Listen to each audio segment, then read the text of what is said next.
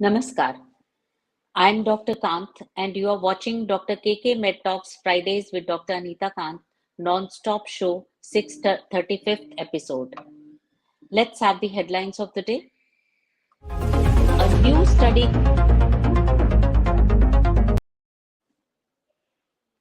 A new study compiling big data reveals the need for strong action on the social determinants of health, such as education, in order to improve population diets. Studies have shown that obesity alters pathology and treatment response in inflammatory diseases. Exercise may reduce depression symptoms. Lack of sleep increases unhealthy abdominal fat. Studies show that excessive gaming or active video games have positive health effects for people who don't want to hit the gym. So, this is what we are going to be talking about. So, let's go to the topic of the day. Let's be future ready for the pandemic. Now, let me introduce our special guest, Dr. J.C. Balachandar.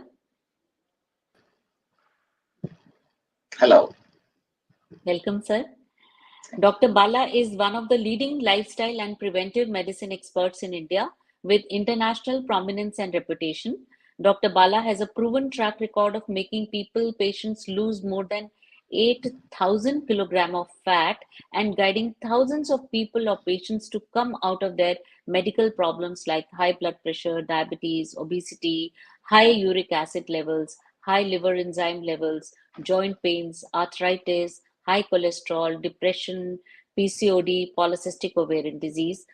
These are all from India and also all over the world without a single medication, but just through scientific exercises, tailor made diets, vitamins, mineral pooling, and subject specific lifestyle modifications backed by lifestyle and preventive medicine. Dr. Bala is a pioneer in the revolutionary field of lifestyle and preventive medicine and works with every individual personally, applying one-on-one approach and making them reach their medical, physical, and psychological goals on time with evidence. Thank you, Dr. Bala, for giving us time today. It's my pleasure. Shall we start with our talk show today? Yes, let's go ahead. Yeah. So first of all, I would like to ask you, the pandemic named COVID-19 has disrupted our lives, but gradually another pandemic named obesity is all over the world. What is your opinion about this? Yeah. Before I start, hello, Dr. Kant. It's a pleasure to be interviewed by you. And hi to all the viewers. It's a great pleasure to be a part of this prestigious platform, which educates and empowers people all over the world. Now let's come to the question. Yes, you are absolutely right, Dr. Kant. Obesity has become the new age epidemic, new age pandemic, exactly. And why it is a pandemic? Because the kind of growth what obesity had in the past 1 decade is monumental. It's gigantic.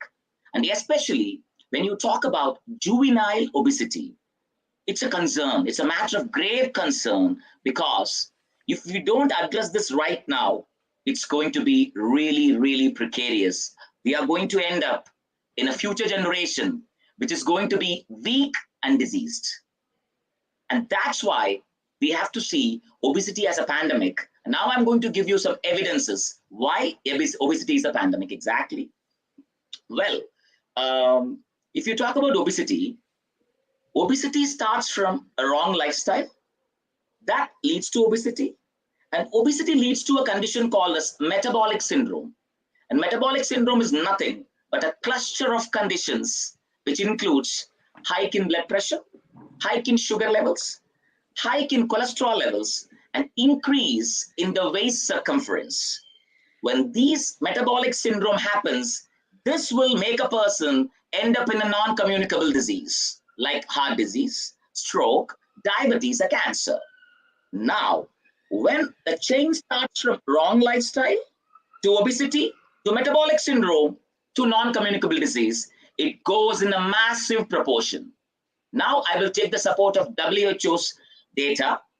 WHO reveals, the data exactly says 40 million people die every year out of non-communicable diseases. And let's be more precise, 680 million people suffer from obesity every year, and in that, 2.8 million people die every year out of obesity and obesity-related disorder.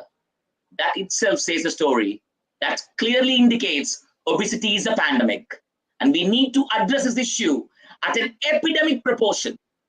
We need a revolutionary strategy to crush this at right this level so that we are future ready for pandemics. Exactly. That's it. So, what are the reasons for this pandemic of obesity? Well, if you talk about the reasons, Dr. Khan, even a common man, a newborn baby also knows today the reasons for obesity. For example, sedentary lifestyle, no exercise life, wrong eating habits, alcohol intake and addictions, or a completely wrong lifestyle. Well, this is the common man's understanding of what are the reasons for obesity and why it has grown to a pandemic proportion. But at an expert level, let's throw some light. Let's pinpoint a concept called as obesogenic environment. That's the key which we need to address, which we need to eliminate. And what is obesogenic environment? It's nothing but availability and consumption of high calorie, cheap, low quality food, physical activity or technology replacing or reducing physical activity, and finally, non-physical activity entertainment. Now, this is the exact obesogenic environment which we need as healthcare professionals. As a policy, we need to annihilate and destroy this obesogenic environment, which is going to be the key and which will automatically, if we do that successfully, if we crush and annihilate and destroy this obesogenic environment, we are going to enjoy a future ready status to fight any pandemic, a medical emergency, or any disease particularly. That's it. So, what lifestyle changes will you suggest for keeping one's body fit? Well, as a health and lifestyle medicine advisor from the European Lifestyle Medicine Organization, I will try to borrow some of the concepts from the European Lifestyle Medicine Organization only. According to the European Lifestyle Medicine Organization, there are something called as pillars of lifestyle medicine. And they are, the key pillars of the lifestyle medicine are scientific exercises, right eating, avoiding alcohol and drugs or any addictive substance, practicing mindfulness and relaxation, practicing a precise, a flawless sleep pattern based on circadian rhythm, and finally, practicing forgiveness. When you embrace all these lifestyle medicine pillars, automatically you're going to fight obesity, number one. And when you're able to do that, you don't just exactly fight obesity. You're going to be fighting each and every disease which comes on your way. You're future ready for pandemics, and you're future ready for any medical emergency. So I repeat it, we need to embrace, the time has arrived. The mankind has to embrace the pillars of lifestyle medicine, which includes scientific exercises. I don't mind repeating again, scientific exercises, right eating, avoiding alcohol and addictive substance, practicing mindfulness and relaxation, practicing a precise sleep pattern, and practicing forgiveness. That's it. They are the key strategy and the key pillars of lifestyle medicine. And that's how the human being, every human being, can fight disease at an evidence-based level. Diet, as we all know, plays a big role in fitness programs and also in increasing fighting power against diseases. How can one use this for our benefit? Dr. Khan, before I answer this question, I want to quote Hippocrates. the father of medicine. Let food be the medicine and medicine be the food. Every drop of food, what you consume, can be the bestest medicine. And every drop of food, what you consume, can be the bestest poison. The choice is yours. That means every drop of food, what you consume, can make you enjoy a disease-free life. And every drop of food, what you consume, can make you end up in diseases. I'll give you some classic examples from certain food only, so that will be easy for the viewers to relate with themselves, their daily life. Let's take an example of consumption of probiotics, curd. That is going to increase the immunity levels, and that's going to make you enjoy a greater digestive health. Number two, consumption of fiber through fruits and vegetables. They are going to make you enjoy, well, that's a secret I want to share with all the viewers today. Every drop of fiber you consume is going to cut the fat inside the body. So consumption of fiber is death of fat. So that's again a great composition. Then let's take an example of consumption of omega-3 through fish, walnuts, flax seeds, and olive oil. And that's going to make you enjoy anti-degenerative properties. And then, as a byproduct, you're going to enjoy anti-aging. Well, that's going to really keep all the Botox outside the system. Yeah.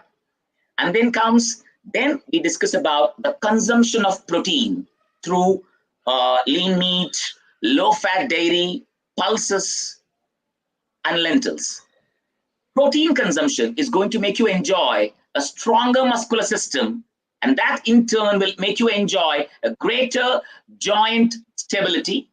And then the key point here is, when you age up, you end up in age-based muscular dystrophy, or you enjoy age-based muscular atrophy, not dystrophy, atrophy. To fight that, we need to take proper protein intake. And then comes the recovery, the science of recovery. When the protein intake is less, your body will not be able to recover. Your body is going to store the tiredness and the fatigue. So for recovery also, you need proper protein consumption. And finally, the most simple yet the most powerful science, the consumption of water itself. Water, the elixir. When you're able to successfully hydrate your cells, the cellular hydration, it leads to hydration of mitochondria, the powerhouse of your cell, about the body, the whole body, the powerhouse of the whole body. If you're able to do that, you're going to enjoy the process of natural detoxification and natural rejuvenation. Well, I've given you all the evidences how food can be the best medicine, and right eating will not only help you to fight obesity, but will help you to fight each and every disease existing in the planet Earth. And when you eat right, you are always ready for any pandemic or any future medical emergency, Dr. Kant. That's it. Many youngsters today indulge in alcohol, smoking, and recreational drugs. How do they damage the body and lead to increased obesity? Well, we as a intellectually sophisticated population, we all know the general side effects of alcohol and drug addiction. But I don't want to get into that because that will be kind of a deviation from our topic. So I want to keep it more subject specific. Alcohol and drug addiction and obesity. Okay? So alcohol and drug addiction has a kind of influence on certain hormones which will make you end up in excess eating. And to be more precise, alcohol and drug intake will have an effect on certain pathways of the nervous system, especially the opioid and GABAergic pathways. And that will automatically make you end up in excess eating. And to be to the shocking zone, a person who consumes alcohol or a higher intake of alcohol or drug intake leads to consumption of 3,000 calories of excess food. Well, that is alarming. And then that leads to or put your body into a state of metabolic shock. Metabolic shock is the key word I want to use here. After consumption of alcohol, when automatically you eat a heavy calorie loaded food, you are going to end up and make your body put up in a metabolic shock status. And my dear friends, this is going to open the door for all the diseases. Wrong eating, coupled with consumption of excess calorie food, you are invited all the diseases. So I request all of you, all the viewers, please avoid alcohol, limit alcohol intake, and say no to drugs. That's it. As we know, COVID-19 lockdowns, they encouraged binge eating in people, and there was hardly any exercising, and obesity increased. Is that the new epidemic that we face because of the lockdowns? You're exactly right, Dr. Kant. Here, I want to again bring back the concept of obesogenic environment. What happened was, now it was a reverse process. The pandemic and the lockdown facilitated the obesogenic environment. Like, all the time people were stressed up. To come out of the stress, they started eating wrong because eating gives you the pleasure. Number one. Number two, technology replaced or reduced the physical activity. For example, we were all totally connected with each other through phones, internets, online sessions. It went on into an endless loop. So that itself increased the whole ratio of sedentary pattern of a human being. And finally, that was a kind of a shock to the whole population, because one side it was the pandemic, which was a new thing. On the other side, lockdown, and lockdown itself was a stress building process. And to break this chain, people ended up in eating wrong and ending up in endless loop of technology assisted lifestyle. So this became a vicious cycle, a circle which has a lot of a precarious endpoint. So that's what we need to understand. Whenever there is going to be a pandemic or a lockdown, we should be well prepared with the precise lifestyle. And that is going to make you fight the pandemic, the lockdown, the after effects of pandemic efficiently and productively. So, can you tell our viewers how will one's lifestyle help one prepare for future pandemics, medical emergencies, or the prevention of diseases? Well, this is a lovely question, and I really want to talk on this, share my view on this. When you embrace lifestyle medicine comprising of scientific exercises, right eating, and all other lifestyle pillars, I have to tell you, my dear friends, your lifestyle is going to be the perpetual lifetime vaccine. Trust my words, your lifestyle is the perpetual lifetime vaccine. Now I will explain you from the context of Corona, how your lifestyle can be a perpetual lifetime vaccine. Now I will take the support of WHO data here. Let's start from the mortality rate in the COVID. If you see, as per the WHO statement, 80% of people who died during COVID were because of COVID comorbidities. And what are all the COVID comorbidities? High blood pressure, diabetes, high cholesterol, and finally obesity. Only people who had this COVID comorbidity, they died. That means out of 100 people who died, 80 people died mostly because of the COVID comorbidities. Exactly. So imagine if those people would have worked on their lifestyle, and if all the parameters were kept under control, we would have stopped so much of deaths. And that is called as preparation for pandemics. Now we need to do that. And number two, again, the data from WHO says the people who demanded or who required the maximum oxygen consumption or oxygen requirement or ICU requirement or ventilator requirement were those people who had COVID comorbidities. So imagine if they worked on themselves and if the parameters were normal, the load on the medical system would have been very less and we would have been able to efficiently and effectively handle this pandemic situation. So it's a learning curve. It's a learning for not only the individuals, for the medical system, for the governmental agencies, for the policymakers, for the lawmakers all over the world.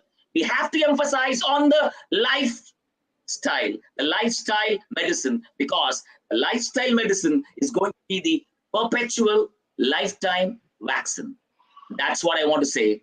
Perpetual lifetime vaccine. And if you follow your lifestyle precisely, yes, the question you asked, Dr. Kant, you will be able to fight any pandemic, the future pandemics, any medical emergency, or any disease effectively, efficiently, with ease and absolute stability. I'd like to say one thing, Dr. Bala. You not only treat and help people with passion, you speak about it with so much of passion. But just let me know, how does one stay motivated to follow that healthy lifestyle once you set them back on the track? I have two answers for this, Dr. Kant. One is a blunt answer.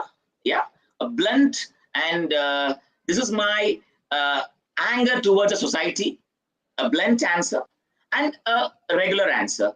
What would you choose? Are there any special tips for the special population like the elderly, the children, No, and I'm pregnant here women? to answer that question. I'm here to answer that question. I have a blunt answer for the motivation you asked me. The blunt and direct answer is, you want motivation for a great lifestyle? Just check the videos of the long queues in front of the hospitals, of the long queues in front of the crematoriums. You will get the motivation why I should work on my lifestyle. This is my blunt answer for the motivation. If you talk about a regular answer, yes, a disease-free life is the motivation. You don't want to be in any pills. You want to enjoy a great life. You want to enjoy a disease-free life, and that's the best motivation.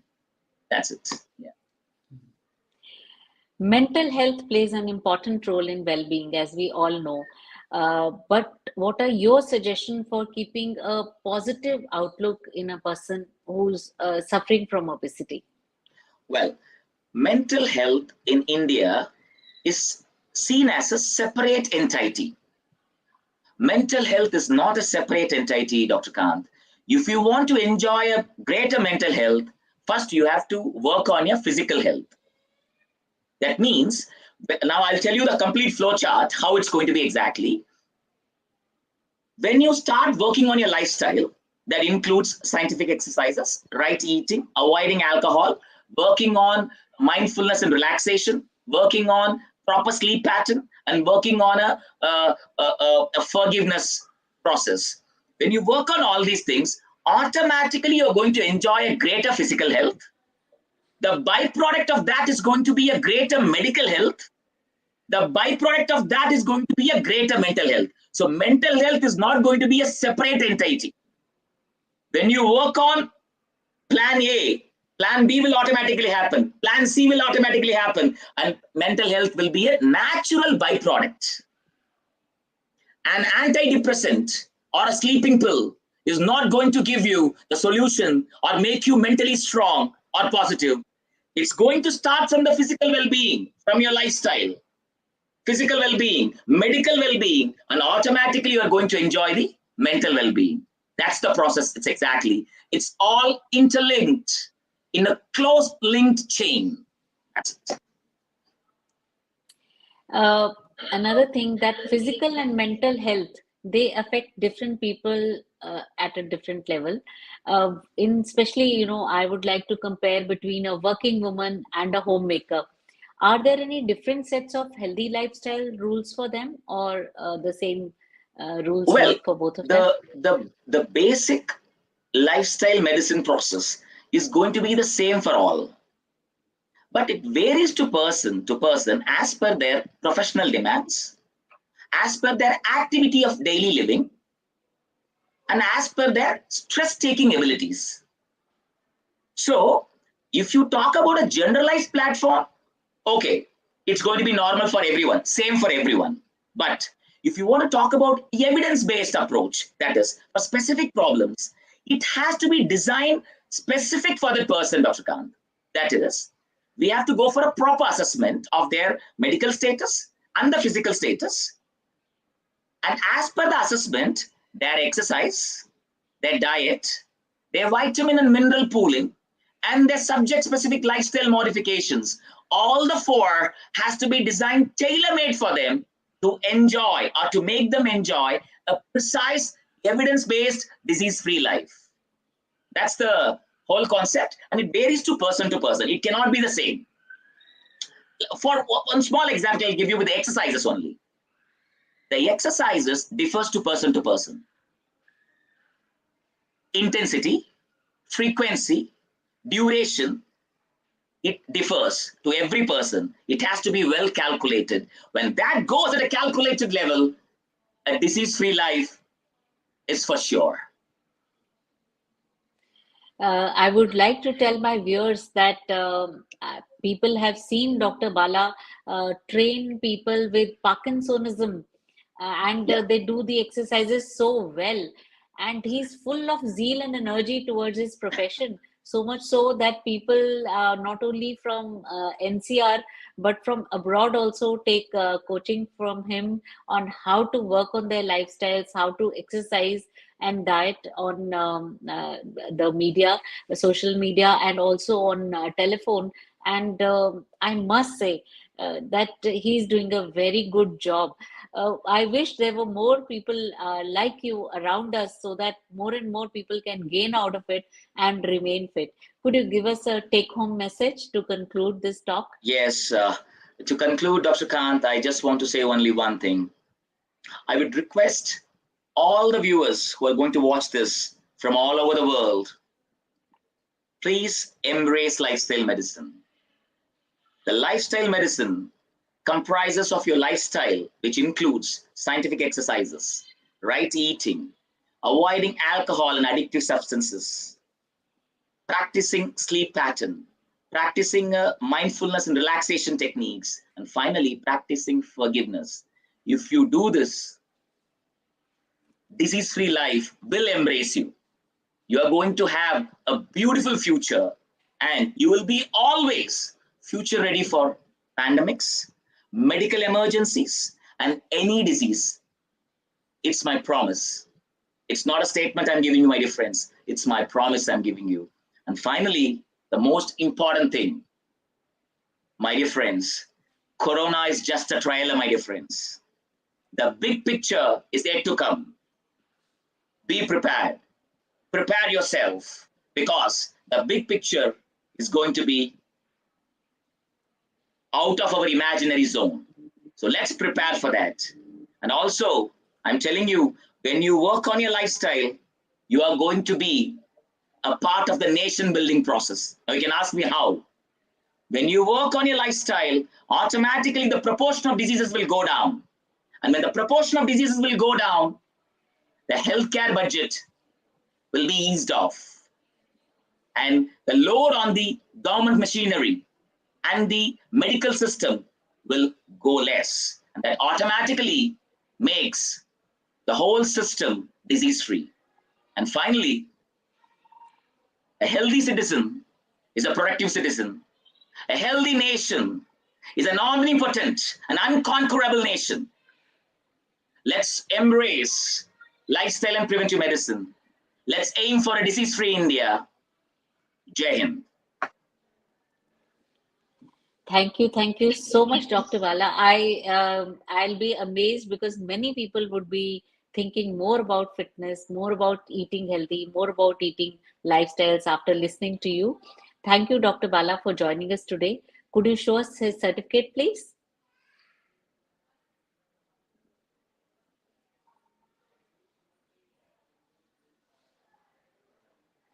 That will be all for today. Dr. KK Mettak Med Talks will be back tomorrow at 7 p.m. with another edition of the show.